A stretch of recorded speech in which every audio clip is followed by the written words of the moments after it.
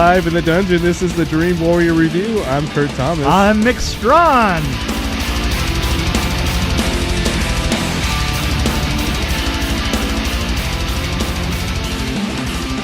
Happy Death Day 2. Happy Death Day 2. Happy Death Day to you. Is it to you? Okay. Yeah. Happy Death Day to you. This is a sequel to the Happy Death Day that came out, what? A year ago? Yeah, a year ago. Tree Gilbin discovers that dying over and over was surprisingly easier than the dangers that are ahead. Oh my god! But so this is great. the science. This is the science fiction one. You thought this was great? Well, I think it's. I was expecting a sequel to suck. And right. Actually, I listened. I actually went back to listen to our first Happy Death Day review. You're kidding me. And neither one of us was very excited about it. We're like, really? It was okay. I'll give it kind of an above average rating. We were kind of just like calm about it. Really? And then I noticed, like, since then, both of us kind of started liking it. We've gotten into it, yeah. More. You know, and probably more because there's so many other things out there that have sucked so much worse. Yes. I thought it was actually a good sequel. I was expecting the worst in it. I thought it was a pretty good sequel. I thought that, you know, for me, it got a little bit bogged. It got bogged down in the cycles. The first one had a clarity to it that was just intense and beautiful. You know, each time we're going around, it was more like Groundhog Day.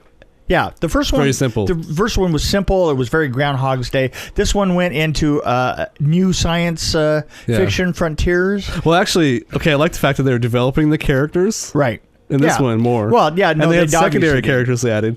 The problem I had, I got nervous. I got really nervous when they started doing like the Back to the Future type stuff. Yeah. Is that what you're talking about? Right. Yeah. Yeah. Like the new science or the time travel, things like that. Like I was getting a little nervous. I'm like, we're taking like a left turn all of a sudden. Yeah, but it kind of veered back. Came back. It did kind of veer back, and I have to say that the middle of it, I didn't like. Because the science, the faux science was getting pretty faux, and I didn't. the contraption that they had made. Yeah. Was the sculpture they had? Yeah, that was pretty bad. That was supposed to be doing the time travel. It really had that Blumhouse look to it. You know, it looked like it was made in the trunk of a car by somebody who couldn't see. And that was the major prop for the whole film. But as usual, I love her, Jessica Roth. Yeah, I think it carried it for sure. The secondary, some of the secondary characters that were in the first one took a more, what do you call it, a more important role in this one. Right. Oh, they did. Like the Asian guy. Yeah. Oh, yeah. And absolutely. but I didn't think his acting was strong enough to really, in some cases, to pull it off. Yeah, and in particular, I enjoyed his character. He kind of had a doppelganger kind of thing that didn't work with him. No, because he can't carry one. He can't carry one personality, much less two personalities. And then the boyfriend's kind of a little bit. He's okay. Yeah. And then the dad improved in this one, though. Remember we were making fun of the dad? That's right. The dad did. I think he must have heard our first podcast, and he said I should improve my skills. Kind of the mother thing was kind of cool. Yeah, that mother thing. I like how they worked it in there. I like the mother thing. Like I say, that brought more sentimentality into it. Like you felt more for the character. You felt more in it.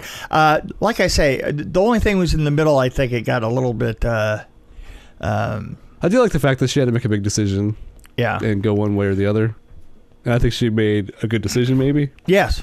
Yeah. But I like how that was kind of worked in. But I agree with you. Like when they started doing the Back to the Future and that weird thing, that contraption, it kind of took away from the whole story. Yeah, it really did. It got a little messy for a while, and then it came back. And the thing is that was kind of what was nice about the first one. Right. It was fresh to us too. Right. But yeah, it was fresh. But I just like that when we hit that reset, we kind of knew what the parameters were at that point of the reset.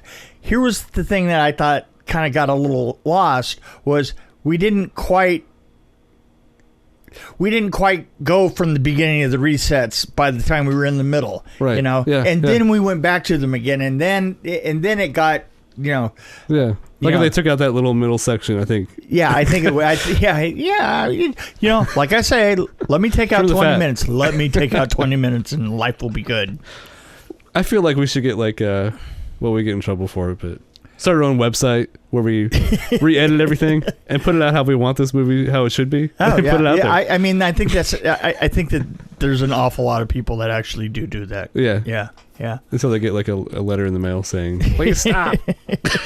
Cease and desist. Well, there is that one company that's like Netflix. I got another C&D, man, What's that one that's like Netflix and they cut out the bad words and the nudity and stuff out of movies? Oh, that was... it's family oriented. They got in trouble for a while. There was a company that did that in Utah, of all places. Ah. Yes. And I can't think of the name of it, but they and what was really funny is that somebody, my son one time gave me a copy of a 4-year-old virgin. I think it was about 10 minutes long. Wow. And it made no sense. I was waiting for the punchline there. Okay, yeah. It's kind of like one of our episodes recently where it was like bleep, bleep, bleep, bleep, bleep, bleep. But you were telling an amazing story about... Yeah. And the story had to be there. It's really funny. Funny that we should bring that up because I've had a couple of people say that they really thought that was hilarious and the whole story behind it was, well, we're so glad to see that you're alive. I go, well, you're not the only one. Well, they know how I was thinking that I didn't want to drag Kurt down with me, so I went. Yeah. I got a little paranoid myself, obviously. Yeah, I know. I got to tell you. So we're telling that story, and as I'm walking out to my car, I'm going, was that such a good idea? Because I can think of things in terms of getting sued. Well, I felt better about the actress that we talked about previously. Oh, right. I felt more comfortable with that one. Yeah, because she wasn't going to do anything to me. Right. She said, I'm gonna write me an angry email. Letter. Cease and desist. Please stop talking about me. That was angry email. No, it wouldn't be an angry email. It wouldn't be in fact, the lack of an angry email would be an indication that you had a problem. Right. So I think do we like this one? I can't decide. I do like. I don't know. I don't like it greatly. I still. I thought it was a good follow-up. It was a good follow-up, but I still vastly enjoyed the first one. I enjoyed it more, even if I seemed lackluster at the time. The thing is, the first one, its reiterations, it was fresh. Really stuck with me, and I still love this girl. And I've heard that she's done a lot of horror, the kind of the funny horror stuff before. She did a good job, I thought. Let's see. Happy Death Day to You. Huh. She was in La La Land? Chicago PD, The Preppy Connect. Okay, well, maybe it's somebody else I was thinking of. Well, she was in TV for a lot of years, looks like. I see. So it's TV and stuff. America's Most Wanted. America Fights Back. There you go. She was that was her early on in 2010. Onion News. I appreciate anybody who's on the Onion News. Onion. Yeah, no, absolutely. I love me the Onion. That's right. Whenever I look at now that's real news right there. The funny thing about the Onion though is that at one point, all the way since the 70s, I instantly knew when I was reading or watching something that was from the Onion. It had a very distinctive taste, very, very, very, very Yale. Right. Yale, just barely breaking out comedy, but it was really specific, right? And then Trump came along. And as soon as Trump came along, now this is a weird thing, is that all sarcasm has got this problem that it can hardly be as weird as the actual reality now. Yeah. And so the thing is the first time in my life I've actually seen a couple of Onion articles and I wondered if that was true. Oh God. Oh, that's never funny. had that problem before. I had a a line on what reality was, and reality ain't what it used to be. It's been blurred. Yeah, I think we're in a different reality. We're crossing over. I think something happened. Something happened. No, really. Honestly, yeah. You know, I was watching a thing on YouTube. It's just kind of how about you remember things differently, and it's like, oh yeah, how reality could change, and like you think you saw a movie and you remember a certain like he was wearing an orange shirt. I know it was orange, right? But then you watch it again and it's like red. Well, you know, I definitely noticed that that it has to do with the story you tell yourself, right? You know, and here's the thing that I've noticed though is that I have a whole bunch of outrageous stories, but the thing is I've done a whole bunch of outrageous stuff. So I don't find it as hard to stay on the track for those stories because I've had people back me up, all of a sudden come in and say, oh yeah, you know, it's like for instance, when I tell the story about us being in that room with the little barn. Yeah, from what was Boogie Nights, right? Yeah. And it almost got to the point to where I was thinking, you know, I've been telling this story so long, maybe it has changed. And the thing is I told the story to a guy who's writing a book 6 months ago. I told that story to it, and the guy who wrote the book thought that I was exaggerating, and a month later, he met a woman that was in the room. Right. And she absolutely confirmed everything that I said, and I was like, okay, well, there you go. I guess I'm keeping it straight. But I do notice this, is I don't remember things from my childhood as clear and things that aren't related to film, you know, because film was such a strong focus for me and has always been ever since. But that stuff I seem to be able to really keep straight. As far as I'm concerned, I was raised Asian. I don't know. I don't know why I look like this now. I don't know what this is all about. You know? It's the reality thing I was telling you about. I don't get it. So maybe I have some problems back there with that memory. You know.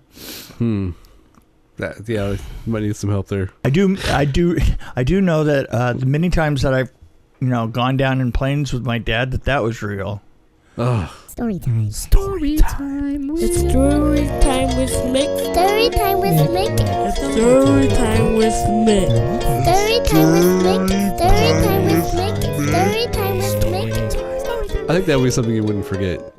Yeah, tell me about it. Burns itself on your brain. Yeah. It really does. You know, when you see the prop stop.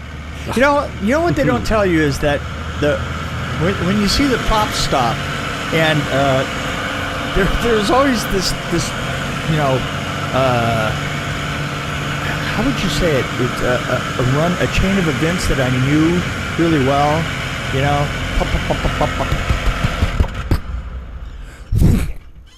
that's the prop stop. Yeah. Okay. Now the propeller is right there, right? And my dad, checking all the fuel tanks, and turning all, and then as he's shouting Mayday into his radio, and all the time looking for a place to land, right? You know, and yeah. Wow. It's not a very good landing, is it? It's my dad was totally the any landing you can walk away from. Right. Is a good landing. Yeah. You know, so we I guess we all had great landing. But one of the really interesting ones that I don't think I've told you about was did I tell you about when we got stuck in the cove down in I'm trying to think of the reservoir, the name of the reservoir in California that is shut off from everybody. Okay. We landed in it. Oh. And it has like cliffs all the way around it, and it just has these little coves, and he actually managed to land in a cove. Oh, man. Right, with just the most narrow spot to get out of. And so then we had to get we had to turn the plane around, and he says, "Oh well, we can fly out of here," and the radio wouldn't get out of there. So we get down, and we get on the edge as far as we can on the cove, and we've wet the sand as much as possible, and then get in the plane. I'm like probably 11, and we take up, and he tries it, and we weren't going to make it. There was a rock at the very end of the cove, right on the peninsula at the end of the cove, and he sucks it down and just points it and slews it around so the tail slashes the water, and that slows us down, right? Yeah. So then we go back and we do it again, and then this time we took. And I remember that I specifically came up with the idea. I said, "Well, you know what? What if we took maps?" And we laid the maps out and we wet the maps. Seriously? So that the maps, because it was drying out, because there was a wind and it was drying out, right? Okay. I said, well, if we took the maps and then wet the maps, and then you got lost on the way home? No, I was kidding. Yeah, well, the thing is my dad always just drove the freeways from the air, so we wet all the maps, and I remember just as we were coming, and we just started up like this, and he just kind of was actually pulling up the I was helping and pulling up the landing gear, right? Yeah, because we needed to do it quicker than the motors would, right? So we put them on handle, and he turned one, I turned the other, turn up, and just clicked mine because I could feel it when it went. Clicked it on the rock as we went by, and up we went. Wow. Yeah, good times had by all. I got to tell you, and the thing is and it wasn't like, I wasn't like old enough to have a choice as to whether, I got to fly with him. Right. Because flying to me, to this day, I'm really not much of a fan of flying. I mean, I go to New Zealand, I see 2 planes crash in the air. I mean, how often have you looked up and said, wow, it looks like those 2 planes are going to crash. And then they do. And they're 500 feet over you. Blah! That's never happened to me. Yeah. So in general, I'm not a huge fan of flying. I will fly. I mean, I'm not, and my wife was just talking the other day about talking on flights. Right? Mm-hmm. And she goes, oh, I was, the last time I was on a plane coming up here, she says, there's this guy next to me that started talking, and he wanted to talk to me. I said, well, what's that all about? And I said, I talk to everybody on planes. Are you kidding? Oh, you're one of those. So then she goes, oh, my God, you're one of those people. And I go, of course I'm one of those people. I actually have 4 people that are in my phone that I talk to from time to time, friends that I picked up on the plane. On a plane, right? Well, my wife has that problem. She complains about people, and I sometimes have issues with that. It just depends on who they're talking, who it is, and how they're talking to me. Like, I'm interesting. If there's somebody that's really boring and they're trying to talk to me, well, yeah. But my wife, I said, why don't you just act like you're listening to music? Just wear headphones and just bop your head. You don't even have to be listening. Well, yeah, and of course I'm not going to break that line. Yeah, right. There was a guy that I called up today that. I have to do the helmets, and I have to do the shipping, and I have to talk to these people. And I'm not kidding. This guy was like, So you start to talk to me. Yeah. Start to talk to me, saying. So I was going down to the grocery store today, and I was looking for some apples. Okay, yeah. And I couldn't find the green ones, but they had red ones. Red ones, you say, right? Yeah. So I settled on purple. Oh my God! I swear it was so creepy. It was like he needed to have noise constantly. It's like he leaked noise. Wasn't there like a skit done? I don't know if it was Monty Python or one of those where there was a guy doing that constantly. Yeah. Or maybe it was Family Guy. I can't remember, but anyway. Possibly. But I swear it was kind of frightening, because at one point I just kind of like, and you know me, I'll play with stuff like this. Of course. I mean, Gotta have fun. People can be toys from time to time. And so I just kind of let him go on for a while without saying anything, just see how long he would go. And I couldn't outwait him. I mean, I just couldn't do it. Wow. He went on for probably about a good 10 seconds all by himself. And then I just had to jump back in because otherwise I was going to lose my mind. Makes you wonder what he's doing on the other end.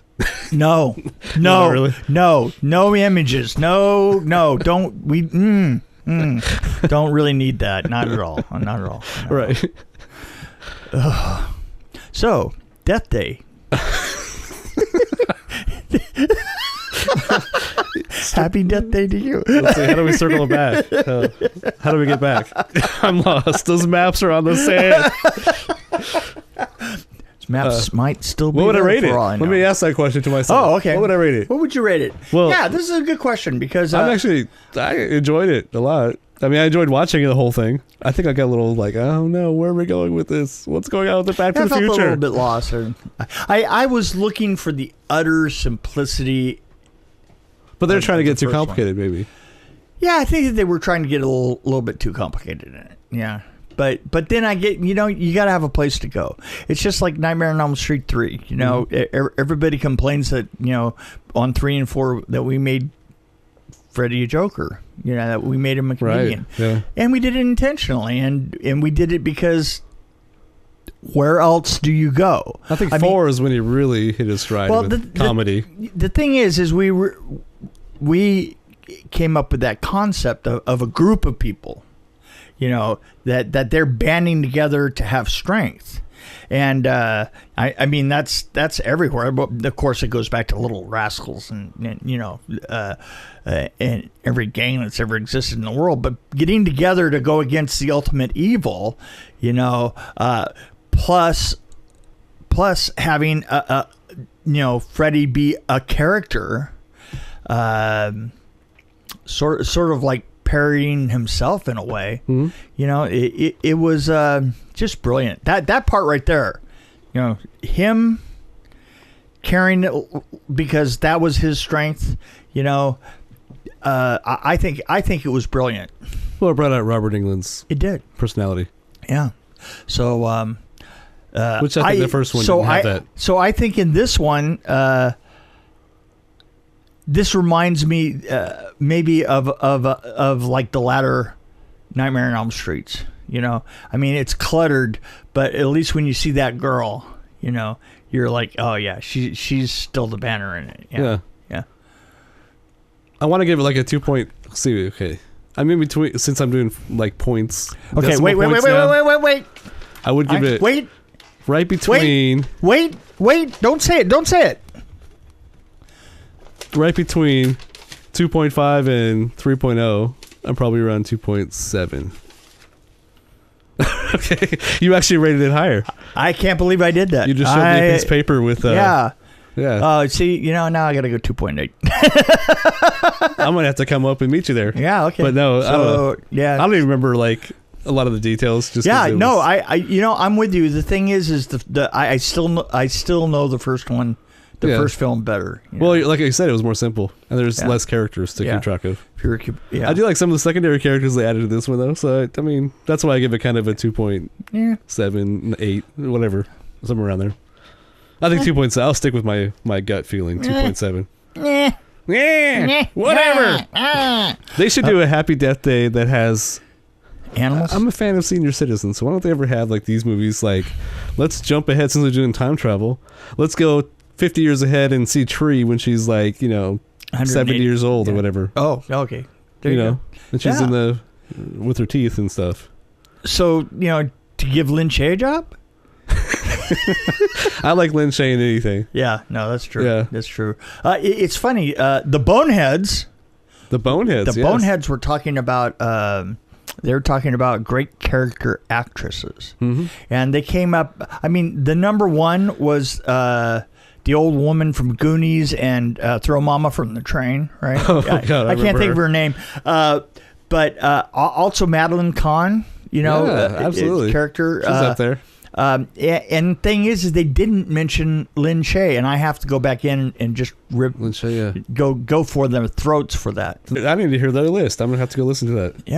Yeah, go for it. In fact, everybody should go to write listen. them an angry letter. Everybody ought to listen to boneheads. How dare you leave out Lynn Cherry? Yeah, really. What's up with that? You know.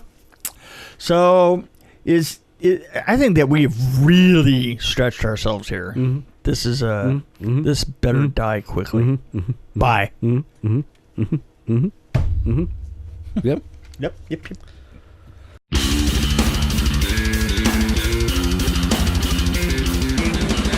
Thanks for joining us on the Dream Warrior Review podcast. Don't forget to tell your friends about us, follow us, and, of course, like us. We can be found on Podbean, which is an amazing app, YouTube, Stitcher, Alexa on any pod, iTunes, Google Play. We're on Twitter as well, at DW Review, and, of course, Facebook. You can find us there.